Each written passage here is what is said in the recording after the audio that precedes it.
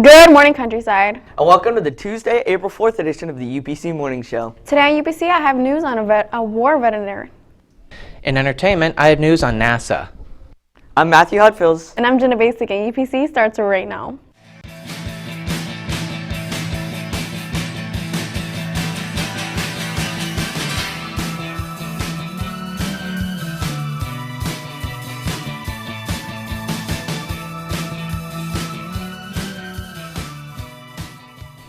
A Buffalo War veteran is finally picking up his diploma at City Honors High School in New York at age 102.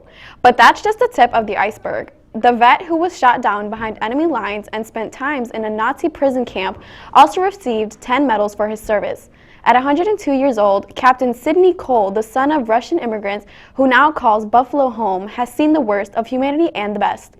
Today, this former PO from World War II got the royal treatment at the Buffalo VA, receiving his high school diploma and 10 military service medals. Congressman Brian Higgins honored the war hero who joined the Canadian Air Force after the U.S. Air Force turned him down. He later was drafted into the U.S. Army, where he took to the skis as a pilot during the Second World War.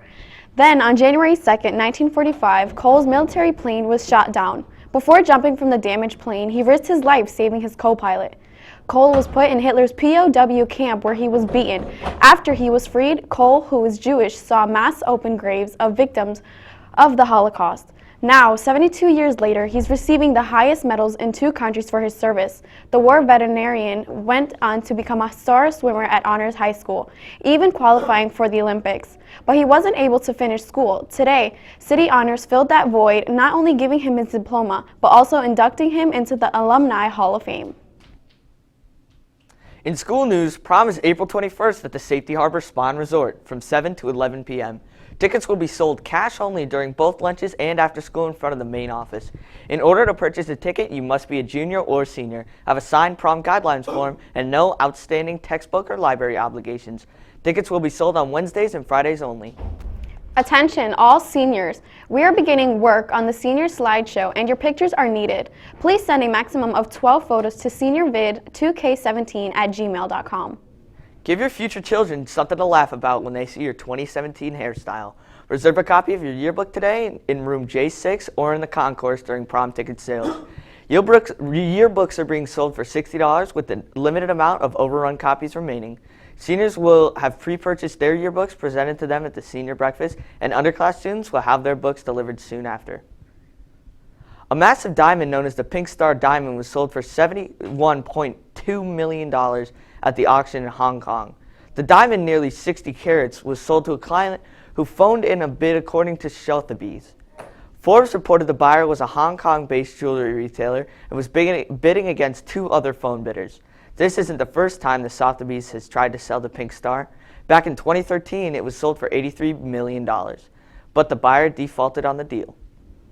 In entertainment, Chase has news on Ncaa. Chase?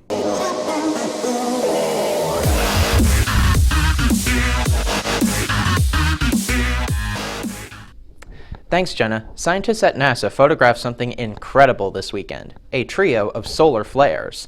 The photographs, taken by the Solar Dynamic Observatory, show the eruption of 3 separate solar flares over the course of 2 days. This is an incredibly rare event. So, what are solar flares? Well, solar flares are massive bursts of solar radiation that, if powerful enough, can reach Earth and disrupt GPS signals and telecommunications. Although the flares are radioactive, our planet's atmosphere protects us from their harmful rays. That's all I have in entertainment. Now back to the news desk. A Nevada church is offering sanctuary to a man facing deportation. David Chavez Macias has lived in the Reno area for 30 years.